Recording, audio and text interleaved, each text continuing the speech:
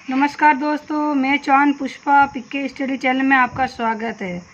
दोस्तों, किसी कारणवश 5-6 दिन बीच में क्लास नहीं हो पाई थी, उसके लिए मैं क्षमा चाहती हूँ।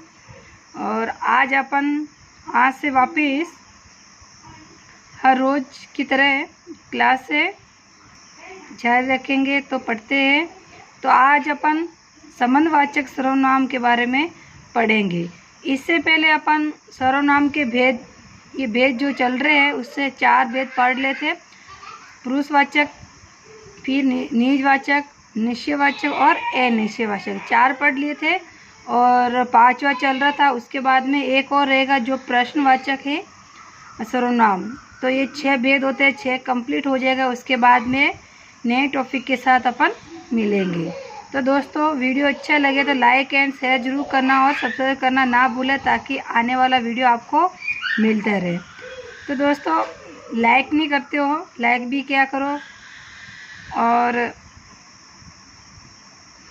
तो भी पढ़ते हैं। तो सबसे पहले अपन संबंधवाचक सर्वनाम पढ़ेंगे कि संबंधवाचक सर्वनाम कब और कैसे वाक्यों में प्रयोग होता है। तो अपन देखते हैं। जो संबंध जिसमें अपन जैसे किसी चीज़ को अगर जिस कार्य का संबंध उसी वस्तु से या उसी कोई भी आदमी से होती है तो वो उसका एक संबंध बना के होता है कि उसके बिना वो चीज़ नहीं हो पाएगी, उसके बिना वो काम नहीं हो पाएगा, उसका बिना नहीं जा पाएंगे, बिना नहीं जा पाएंगे। बस मेन यही है कि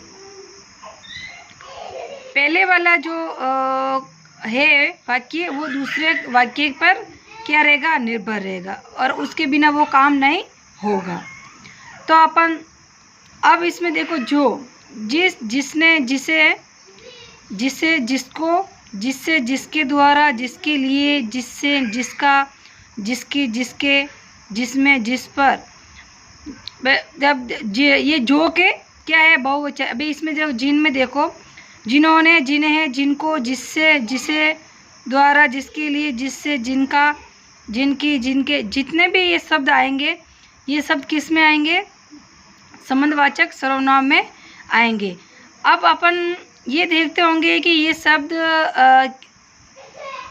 कैसे इनकी पहचान होगी। तो अपन वाक्यों में जब प्रयोग करेंगे तब पढ़ेंगे तो आपको अपने आप ही पता चल जाएगा कि हाँ कि ये शब्द वहाँ इस तरह यूज करने पर इनका पहचान संबंधवाचक सर्वनाम में होती है। तो अपन देखते हैं। अब मैं एक छोटा सा आपको एक उदाहरण के तौर बताती हूँ कि जैसे मान लो कोई वस्तु है किसी की ना, तो अपन डायरेक्ट ऐसे नहीं बोलेंगे वो वस्तु भी वहाँ पड़ी किसी न किसी, जैसे एक लड़का राम है तो राम ऐसे बोल, राम की पुस्तक है। अब ये तो उसका संबंध हो गया, किसका, राम से किसका संबंध होगा, पुस्तक का संबंध हो गया। और फिर एक कोई लड़का चोरी कर रहा है और डायरेक्ट उसका नाम नहीं लेके उसने क्या, जिसने चोरी की थी वह पकड़ा गया। अब जिसने किसका नाम हो रहा है, जो चोर है उसका नाम हो रहा है और वह पकड़ा गया। अभी वह कौन पकड़ा गया, जिसने चोरी की थी। तो अपन आगे देखते हैं, जैसे अपन वाक्यों में प्रयोग करेंगे इन शब्दों का तो ऐसे अपन को लगेगा कि वास्तव में बहुत इजी इनको पहचानना। जैसे जो करेगा सो भरेगा, ये वाक्य तो आपने सुना ही होगा, ये तो बहुत फेमस है। ऐसे तो है, जो करेगा वो सो भरेगा। तो ये सह संबंध हो गया। किससे सह संबंध हो गया, सर्वनाम से। अब जैसे ये है, इसका संबंध किससे हो गया, इससे नहीं, ये इससे हो गया। ये किस पे, जो करेगा सो भरेगा। अब ये जो किसका संबंध बना रहा है, सो का। तो इन दोनों का जो और इनका क्या हो गया, एक संबंध बन गया। जिसकी लाठी उसकी भैंस। अब ये अलग अलग आ रहे हैं, जिसकी और उसकी, ये सर्वनाम में, इसमें सह संबंध सर्वनाम में आ रहे हैं। तो ये इनका दोनों का संबंध है, ये अलग अलग नहीं। भले ये शब्द अलग अलग दिख रहे हैं आपको, उसकी और जिसकी, लेकिन संबंध किससे बना रहे, एक ही व्यक्ति से बना रहे। जिसकी लाठी है उसकी क्या है, भैंस है। अब इस वाक्य को एक दो बार बोलेंगे तो अपने आप ही पता चल जाएगा कि हाँ किसको ये किससे संबंध जोड़ने को कह रहे हैं। लाठी भी किसकी है? भैंस वाले की है। और भैंस भी किसी की और भैंस भी किसकी है? उसी लाठी वाले की है। मतलब मेरा कहने का मतलब ये है कि दोनों में क्या है? संबंध है। फिर जिसने चोरी की थी वह पकड़ा गया, ये मैंने आपको भी बताया ही है। किसने? चोर ने। वह पकड़ा गया, वह कौन? चोर। तो ऐसे संबंध बनेगा, अपने आप ही वाक्यों में प्रयोग होगा और देखते ही अपन को क्या पता चल जाएगा। क्योंकि जो सर्वनाम की जो 6 भेद है, 6 के अलग अलग तरह से अपन वाक्यों में प्रयोग करेंगे तो अलग अलग तरह से उसकी पहचान है। ऐसे नहीं कि इसमें थोड़ा सा भी नहीं कि सेम है। फिर जिसके लिए तुम भोजन लाए थे वह क्या? चला गया। अब जिसके लिए, किसके लिए? जो भोजन जिसको करवाना था वो कौन? चला गया। तो ये इनका क्या संबंध है? जिस पर तुम भरोसा करते हो वह चोर है। जिस पर वह पकड़ा गया जिसने चोरी की थी। जैसे वाक्यों को सह संबंध पहले आ सकता है या संबंध बाद में आ सकता है, तो इन दोनों को अपन को पहचानना है। वह लड़की मिल गई जो मेले में खोई थी। वह कौन? वो लड़की है। लड़की की ओर इशारा कर रहा है। और जो मेले में मिल गई, मेले में कौन मिली थी? लड़की। तो ऐसे क्वेश्चन करके भी इसका क्या पहचान बना सकते हैं। मैं जिसको पुस्तक दी थी वह आज पढ़ने नहीं आया था। जिसको कौन पुस्तक दी थी और वह कौन? वही जो जिसने पुस्तक दी थी वो नहीं आया। तो आपस में एक संबंध बन रहा है। क्या बन रहा है? संबंध।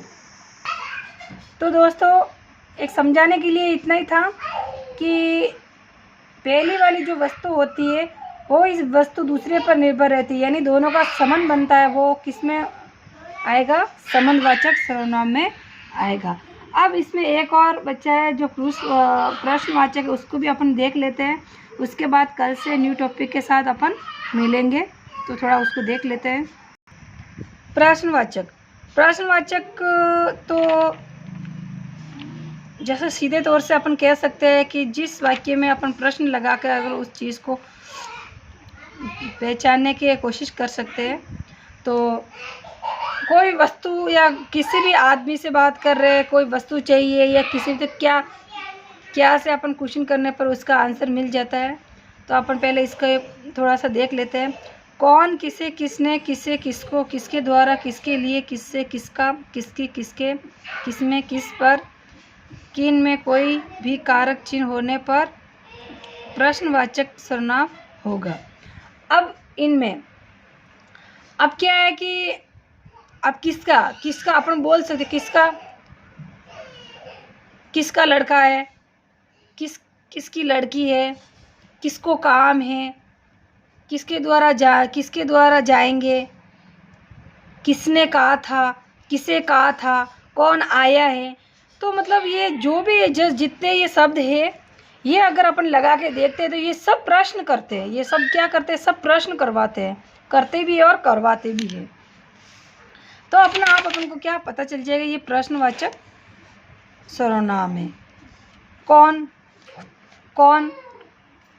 कौन आया है, किसने भेजा है, किसको बुलाया है, किसके द्वारा आया है, किसके लिए लाया है, किसको कहना है, किसका है, किसकी है, किसे किसमें, ये सब क्या क्वेश्चन कर रहे हैं।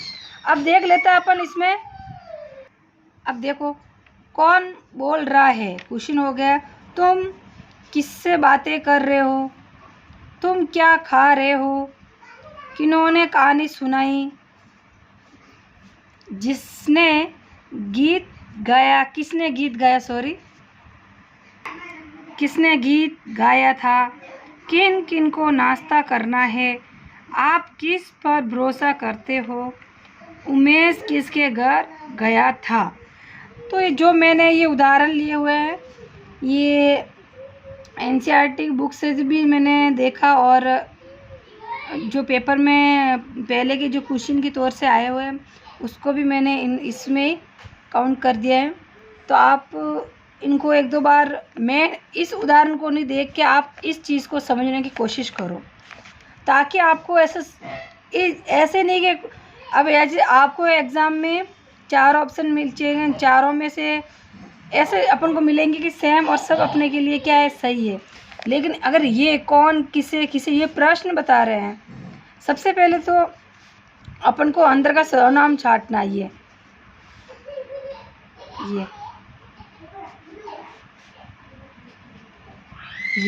अगर ऐसे अपन छांट लेंगे तो अपन को अपने आप ही पता चल जाएगा।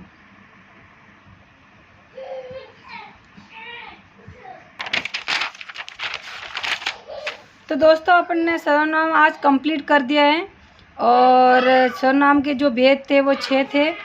वो अपने अपने पुरुषवाचक पढ़ा था, निजवाचक, निश्चयवाचक, अनिश्चयवाचक, संबंधवाचक और प्रश्नवाचक। तो पुरुषवाचक में आपने इनके 3 पार्ट पढ़े थे, मध्यम और उत्तम और अन्य। फिर निज में स्वयं के लिए बात करता है, खुद के लिए कहता है। फिर निश्चित में जिस वस्तु की या संज्ञा की निश्चितता का बोध कराते हैं उसे निश्चयवाचक कहते हैं। अनिश्चयवाचक सर्वनाम जिस संज्ञा की अनिश्चितता प्रकट करे उसको क्या कहते हैं, अनिश्चयवाचक सर्वनाम कहते हैं। संबंधवाचक संबंध और सहसंबंध का संबंध प्रकट करते हैं उसको सहसंबंध कहते हैं। प्रश्नवाचक प्रश्न करते हैं वो।